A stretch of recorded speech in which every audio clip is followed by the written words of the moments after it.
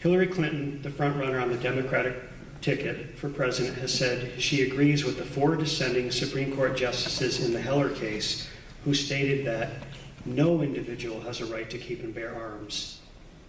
Our next president will be appointing more Supreme Court justices, which means if their views prevailed, future rulings against the Second Amendment could become a reality. Question: would you enforce any new laws as mandated by the Supreme Court to limit an individual's right to keep and bear arms, and why? Mr. Kramer, if you will answer first, followed by Mr. Schuman second. I think, like probably most of us in the room, the right to keep and bear arms is something that we take very serious.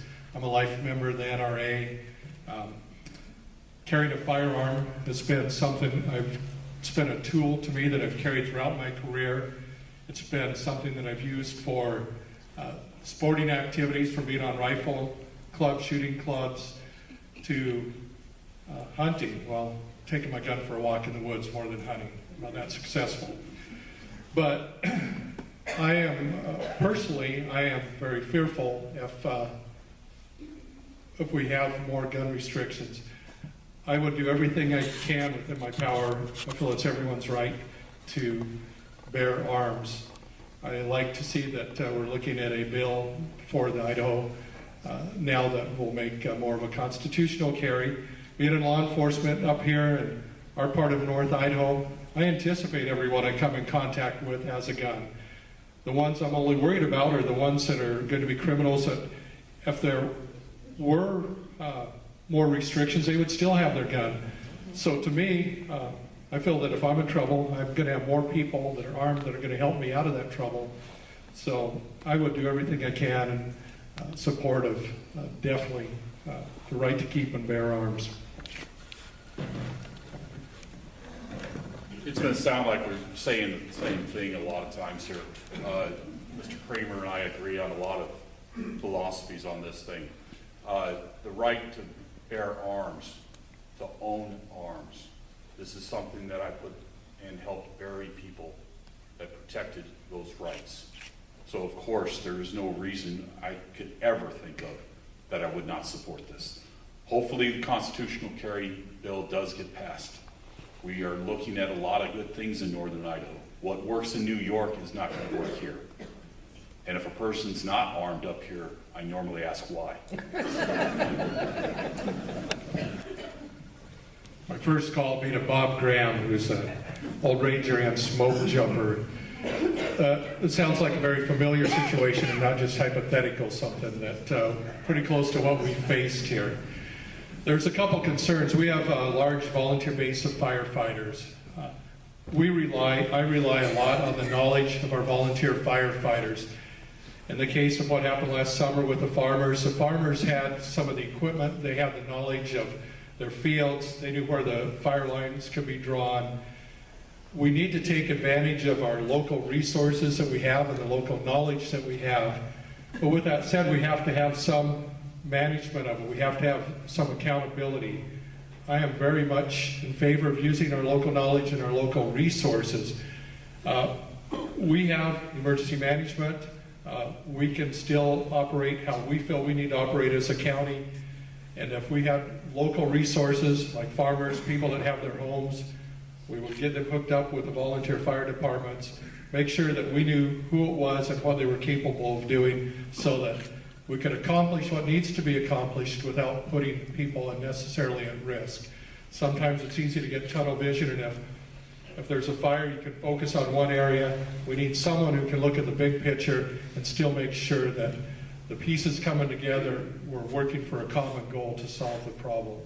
So local resources are great, but you have to have some management and oversight of it. Yeah, that definitely is not a hypothetical situation. It definitely occurred here. And we knew about the fire, or I should say certain people did know about that fire. That fire was going for a while before anybody really took care of it. And the excuse was they couldn't get to it.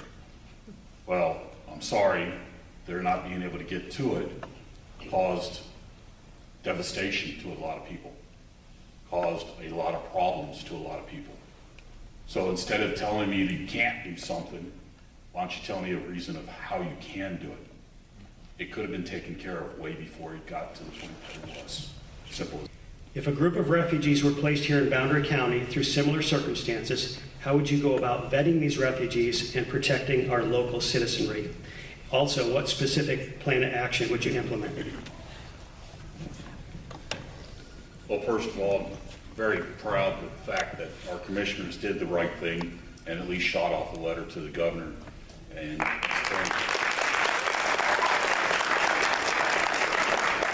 understand, I have no problem with refugees or immigrants. A lot of us come from descendants thereof. I do have a problem when it is a group of people that might have a threat towards the safety and security of my home, of my area.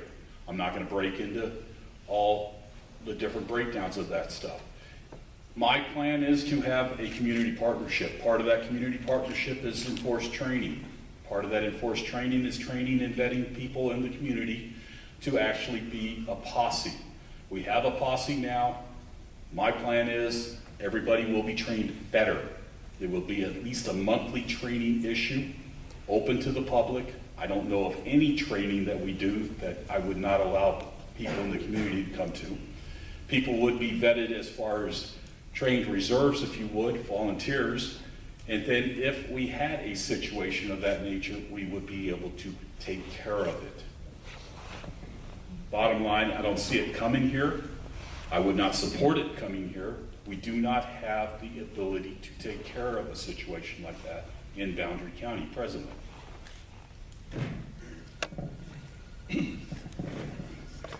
I agree that the refugees coming here, I support the commissioner's decision. It has nothing to do with helping those in need.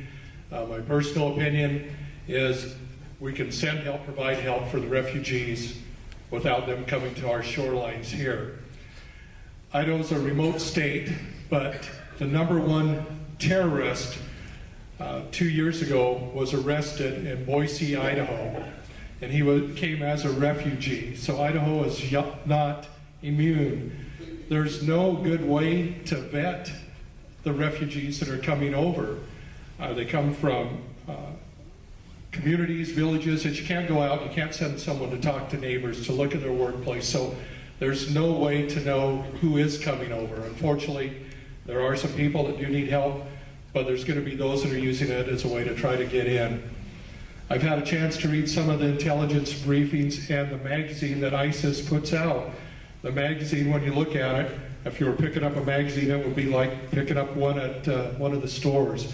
Very slick photos, very, from initial first appearances, a very well done magazine. But you look at the substance of that magazine and the hate, how they're using children, how they're using women, and it is a threat to our country. If we had some that ended up here without us knowing about it, it would be more than just a law enforcement problem. We would have to pull together as a community, all of our elected officials, county, state, to say this is not acceptable. This is a threat to our community. An employee of the sheriff's office would have. Mind you, the federal government is just wanting to help you out because they know you're overstressed. Federal government does And that's not like help. the checks in the mail.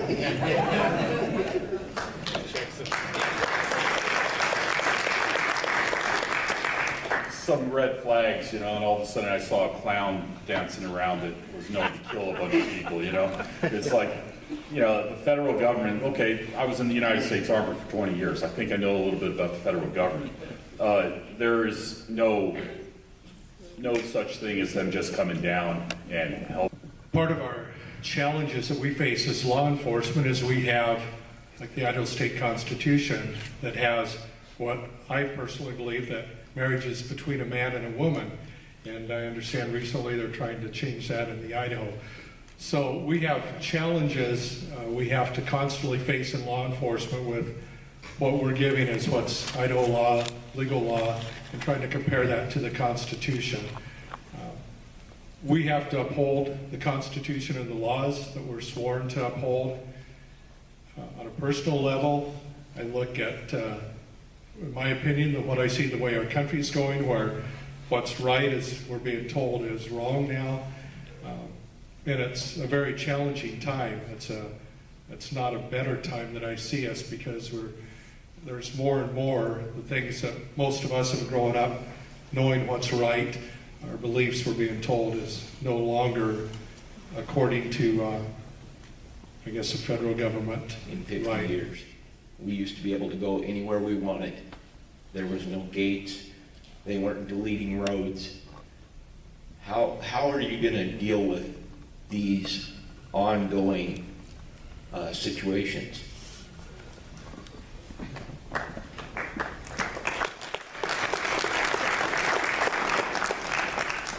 Thanks.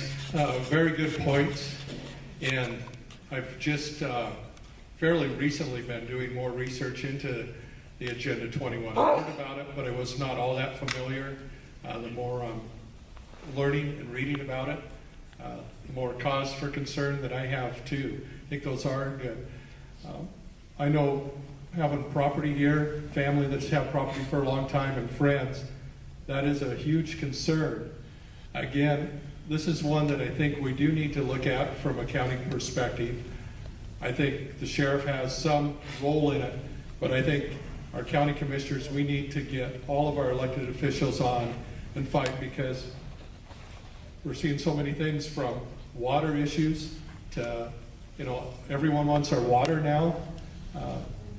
Key things that are vital to our livelihood and our way of life here.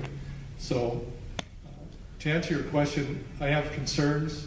I'm going to continue to do some research. I don't have all the answers on that, but it was brought up at another meeting that I went to, so I've started looking into it more, and it's a good point. Thank you. I'm a firm believer in learning by other people's mistakes. As of late, we've had people, Bundy Ranch, if anybody's heard of anything of that nature, Burns, Oregon, items of that, things going on in that area. We need to learn from mistakes from there. And the crust of what that man asked boils down to that question. Those problems came from that type of a question. My response normally to anybody that has brought it up is, where was the sheriff? You know?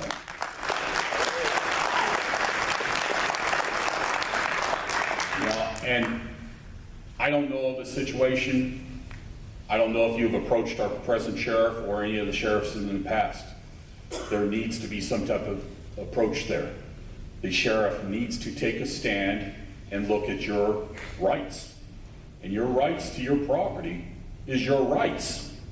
And if someone's trying to take it away, a preventive tool, so we don't have situations where people die, where we don't have situations where we have thousands of people coming to maybe pick a fight or try to stop a fight. Either way, I don't want it here.